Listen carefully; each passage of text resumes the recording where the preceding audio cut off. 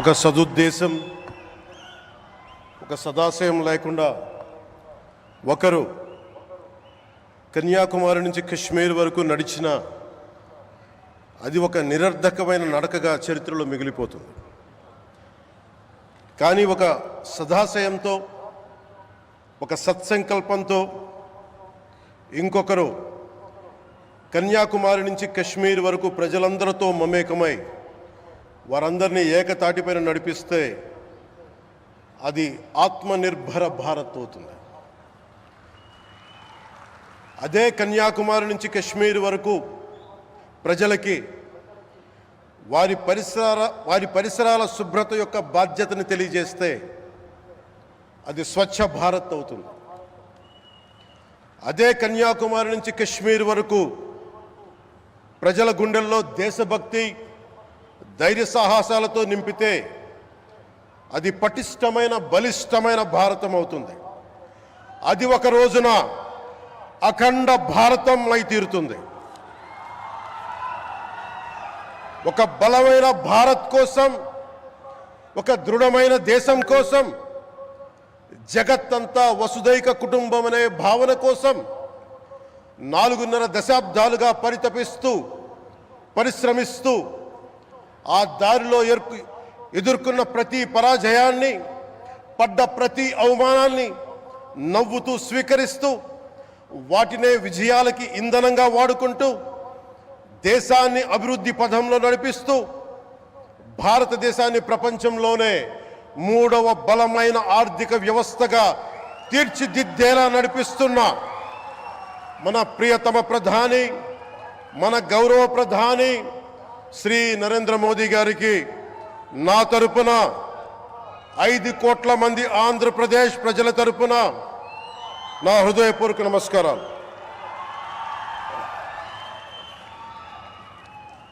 విద్యార్థి నాయకుడిగా రాజకీయాల్లో ప్రవేశించి రెవెన్యూ మంత్రిగా, ఆర్థిక మంత్రిగా మొదలై తెలుగుదేశంకి రథసారథి అయి 4వసారి ముఖ్యమంత్రి అయి తెలుగు ప్రజల్ని అభివృద్ధి పదంలో నడిపిస్తున్న దార్శనికులు, రాజకీయ ఉద్దండులు గౌరవ ముఖ్యమంత్రి శ్రీ నారా చంద్రబాబు నాయుడు గారికి నా హృదయపూర్వక నమస్కారాలు.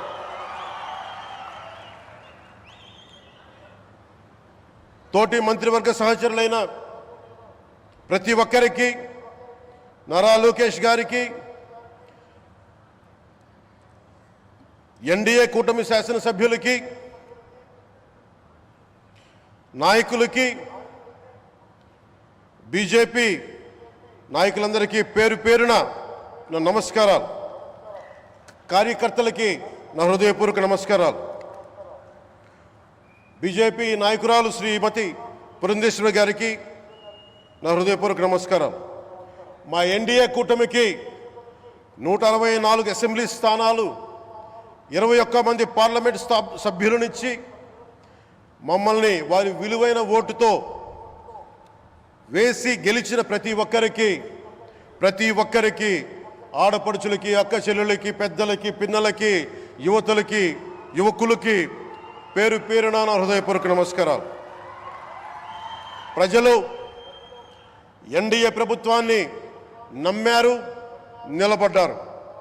అలా నిలబడినందుకే ఈ రోజున మన గౌరవ ప్రధానమంత్రి గారి సారథ్యంలో ఈ ప్రారంభోత్సవాలు కానీ, శంకుస్థాపనలు కానీ, అది దక్షిణ కోస్తా రైల్వే జోన్ కావచ్చు, కృష్ణపట్నం ఇండస్ట్రియల్ పార్క్ కానీ, గ్రీన్ హైడ్రోజన్ హబ్ కానీ, అనకాపల్లి బల్క్ డ్రగ్ పార్క్ కావచ్చు, 6 కొత్త రైల్వే ప్రాజెక్టులు కావచ్చు, వీటన్నిటిని వచ్చే పెట్టుబడి దాదాపు 2,10,000 కోట్ల రూపాయల పెట్టుబడులు, 7.5 లక్షల మందికి ఉపాధి అవకాశాలు. అవినీతితో కూరుకుపోయి ఉపాధి అవకాశాలు లేక, ఉద్యోగ అవకాశాలు లేక విలవిల్లాడుతున్న సమయంలో మీరు నిలబడ్డారు. అందుకే ఈ రోజున ఈ 2 లక్షల పైచిలుకు పెట్టుబడితో 7.5 లక్షల ఉపాధి అవకాశాలు లభించి మనందరికీ ఇచ్చినందుకు మనస్ఫూర్తిగా ప్రధానమంత్రి శ్రీ నరేంద్ర మోదీ గారికి చేతులెత్తి నమస్కరిస్తున్నాం. ఇవి కాకుండా కొత్త హైవేల నిర్మాణం విస్తరణ, అలాగే అమరావతి రాజధానికి పెట్టుబడులు, పోలవరంకి నిధులు, 15th ఫైనాన్స్ కమిషన్ నిధులు కానీ, జల్ జీవన్ మిషన్ కోసం ప్రతి ఇంటికి నీరు, రక్షిత మంచినీరు రావాలి ఆయన ఆకాంక్ష, ఆయన ఆశయం. మనకు గంట కాదు 24 గంటలు రావాలని పడ్డ తపన ప్రధానమంత్రి గారిది. వీటన్నిటికీ చేయగలుగుతున్నాం, ముందు ప్రారంభించామంటే మీరు మా మీద పెట్టిన భరోసా, మా మీద పెట్టిన నమ్మకం, గౌరవ ప్రధానమంత్రి గారి మీద మీరు చూపించిన నమ్మకం. ఈ రోజున అది 2 లక్షల పైచులకు పెట్టుబడులుగా ఇక్కడికి వచ్చింది. ఎక్కడో మన మారుమూల గ్రామాల్లో 70 సంవత్సరాల పాలనలో గ్రామాలకి రోడ్డు లేదు. ప్రధానమంత్రి సడక్ యోజన కింద ఈ రోజున మనం మారుమూల గిరిజన గ్రామాల్లో కూడా రోడ్లు వేయగలుగుతున్నామంటే దానికి ముందుండి మాకు వెన్నుతట్టి మాకు నిధులు సమకూరుస్తుంది నరేంద్ర మోదీ గారు.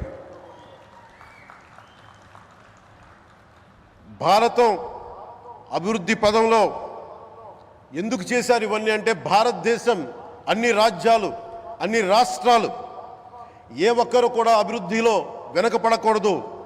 అది మనకి తెలంగాణ కావచ్చు, ఆంధ్రప్రదేశ్ కావచ్చు, ఆంధ్రప్రదేశ్లోని ఉత్తరాంధ్ర, రాయలసీమ, మనకి కోస్తాంధ్ర కావచ్చు, ఎక్కడా కూడా ఏ ప్రాంతం కూడా వెనుకపడకూడదు. అభివృద్ధిలో అందరికీ సమాన వాటా ఉండాలని చెప్పే ఈరోజు ఇన్ని పెట్టుబడులు. ఈ మోదీ గారి సంకల్పానికి, సహకారానికి, ఆయన గైడెన్స్కి మనస్ఫూర్తిగా నా కృతజ్ఞతలు. 5 ఏళ్ల అవినీతి అరాచక పాలనలో ఆంధ్రప్రదేశ్ అంధకారంలో కూరుకుపోయినప్పుడు ఆ రోజున మన ముందుకొచ్చి మేము ఎన్డీఏ కూటమితో మనం నిలబెడదాం, ఆంధ్రప్రదేశ్ ప్రజల ఆకాంక్షలు నిలబెడదాం, అభివృద్ధి పదంలో నడిపిద్దామని చెప్పి ఆ రోజు ఆశాజ్యోతిలో నిలబడ్డారు. అసలు అభివృద్ధికి ఆస్కారమే లేదు ఆంధ్రాకి అనే స్థితి నుంచి అభివృద్ధి అంటే ఆంధ్రానే అని చెప్పుకునేలా గౌరవ ముఖ్యమంత్రి గారి నాయకత్వం, చంద్రబాబు గారి నాయకత్వంలో, ప్రధానమంత్రి గారి నిర్దేశకత్వంలో, వారి సూచనలతో సహకారంతో క్యాబినెట్ కానీ, మంత్రివర్గ సహచరులు కానీ, ఎన్డీఏ కూటమి ఎమ్మెల్యేలు కానీ, మేమందరం కార్యకర్తలు అందరం కష్టపడతాం. అహిర్నిశలు రేయం భవళ్ళు కష్టపడతాం. దేశ ప్రగతిలో భాగస్వామ్యులు అవుతాం. మేము ప్రధానమంత్రి గారికి అండగా ఉంటామని తెలియజేసుకుంటూ, ఆంధ్రప్రదేశ్లో ఉన్న ఆంధ్రాకి వెలుగుతో నింపుతున్న మీ నిండు హృదయానికి నా హృదయపూర్వక కృతజ్ఞతలు తెలియజేసుకుంటున్నాను.